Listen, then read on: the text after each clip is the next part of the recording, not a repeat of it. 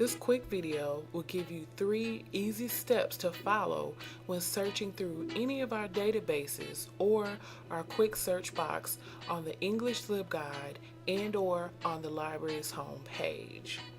My name is Patricia Commander and I am the English librarian, so please take time, write down my contact information, and contact me anytime for any private consultations that you may need. So of course there is a correct path to follow when searching for resources. There are 3 searching tips you can follow to better your searching experience. The very first thing I want to go over will be using synonyms. When you're using keywords to pop into any of our search boxes, whether it's the quick search box or any of our databases, you want to be sure that you are using a number of different words that match with your topic. That way, you don't run out of results. For example, number 1, if you're doing research on vehicles or any type of transportation, instead of using car all the time in the search box, you can say vehicle or even transportation. So remember, when you're starting your research, you want to jot down as many words as possible on your topic, and that way you don't run out of results.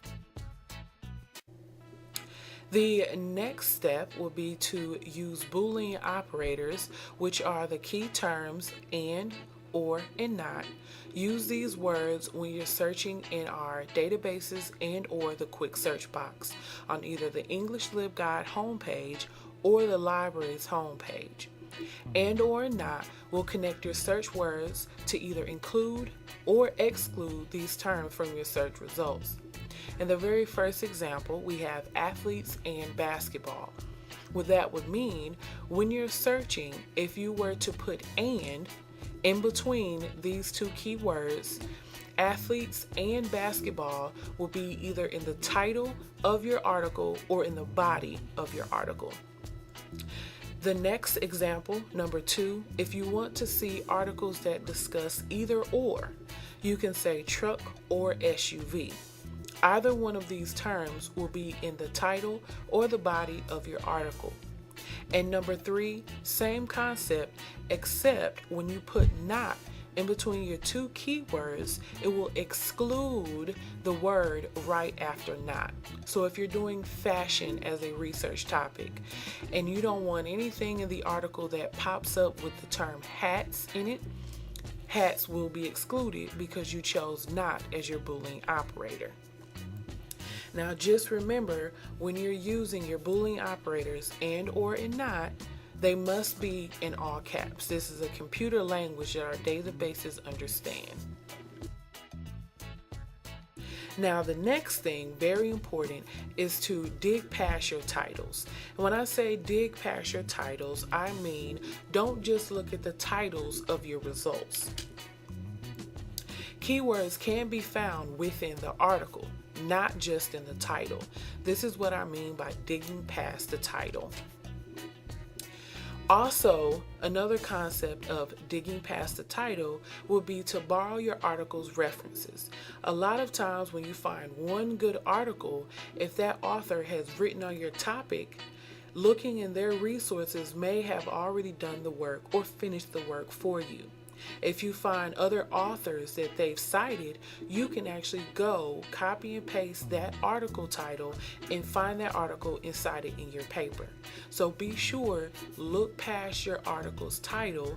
You can look all the way down to the bibliography or the references section and pull out that information and actually add it to your work as well. Now, one example to digging past the title, I've done a practice search and my key terms were dance for fitness. The very first article that came up in my database, the title was Your Girl Loves Beto Perez. Now, I had no idea who Beto Perez was or what this article would actually be about. As you can see, dance and fitness both falls under the subject for what this article would be about. Looking even further and staying with the same concept of digging past the title, I read the abstract.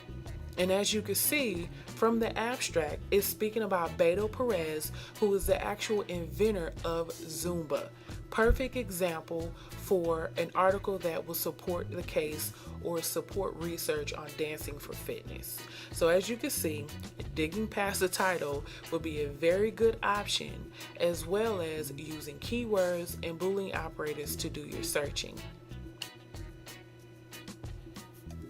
Another feature that will help you with your searching will be to use the limiters or filters that are found within a number of our databases. As you watch the next set of videos where I will show you step by step how you can search through our databases, you will see a number of those limiters.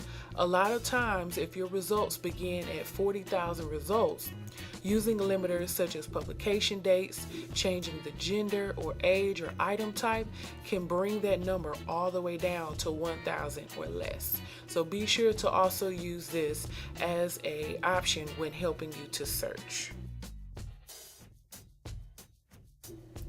Now, our next step, or in your next set of videos, I will be showing you how to use a number of databases that are listed on the English LibGuide. Be sure to write this link down, and you will know where we will start next, the English LibGuide.